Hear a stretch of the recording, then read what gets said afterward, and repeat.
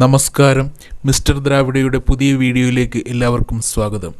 ചരിത്രവും ശാസ്ത്രസംബന്ധമായ അറിവുകളും മറ്റ് വിനോദപ്രദമായ കാര്യങ്ങളും ഉടനെ അറിയുവാൻ ഈ ചാനൽ സബ്സ്ക്രൈബ് ചെയ്യുക. തൊട്ടടുത്ത് കാണുന്ന ബെല്ലൈക്കൺ കൂടി ഇനേബിൾ ചെയ്യുക. മനുഷ്യൻ്റെ മികച്ച കണ്ടുപിടുത്തങ്ങളിൽ പലതും സൈനിക മേഖലയുമായി ബന്ധപ്പെട്ട് കിടക്കുന്നു. ഭീകര ദുരന്തങ്ങൾ വിതച്ച 2 ലോകമഹായുധങ്ങളും പതിറ്റാണ്ടുകൾ നീണ്ട ശീതയുദ്ധവുമാണ് ശാസ്ത്ര ഗവേഷണത്തിന് വൻ കുതിപ്പ് നൽകിയത്. മാരകായുധങ്ങളും ചാര ഉപകരണങ്ങളുമായിരുന്നു ആ കണ്ടുപിടുത്തങ്ങളിൽ അധികമെങ്കിലും നമ്മുടെ നിത്യജീവിതത്തിൽ ഏറെ ഉപകാരപ്രദമായ സൂപ്പർ ഗ്ലൂ മുതൽ ഇൻ്റർനെറ്റ് വരെയുള്ള ചെറുതും വലുതുമായ കണ്ടുപിടുത്തങ്ങൾക്ക് നാം കടപ്പെട്ടിരിക്കുന്നത് സൈന്യത്തോടാണ്.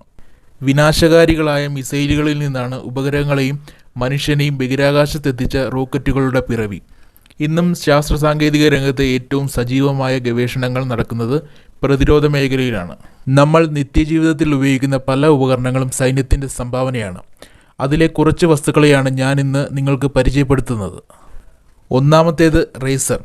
കുറച്ച് തവണത്തെ ഉപയോഗത്തിന് ശേഷം ഉപേക്ഷിക്കാവുന്ന ഷേവിംഗ് റേസറുകൾ കണ്ടെത്തിയത് കിങ് സി ഗില്ലറ്റ് എന്ന അമേരിക്കക്കാരനാണ്. 1-ാം ലോക മഹായുദ്ധകാലത്ത് സൈനികർക്ക് ഈ റേസറുകൾ നൽകി അവരിലൂടെ ഇത് പ്രചാരം നേടി. 2. Duct tape.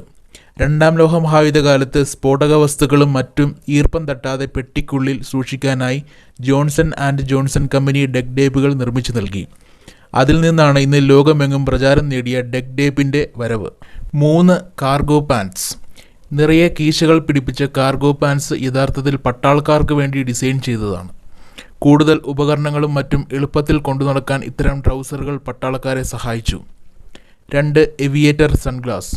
പട്ടാളക്കാർക്കും പൈലറ്റുമാർക്കും വേണ്ടി നിർമ്മിക്കപ്പെട്ട പ്രത്യേകതരം സൺഗ്ലാസാണ് എവിയേറ്റർ. റേബാൻ കമ്പനി പരിഷ്കരിച്ചെടുത്ത ഈ കണ്ണടകൾ പിൽക്കാലത്ത് ഫാഷൻ്റെ ഭാഗമായി. 5-ാമത്തേത് ജംഗിൾ ബൂട്ട്.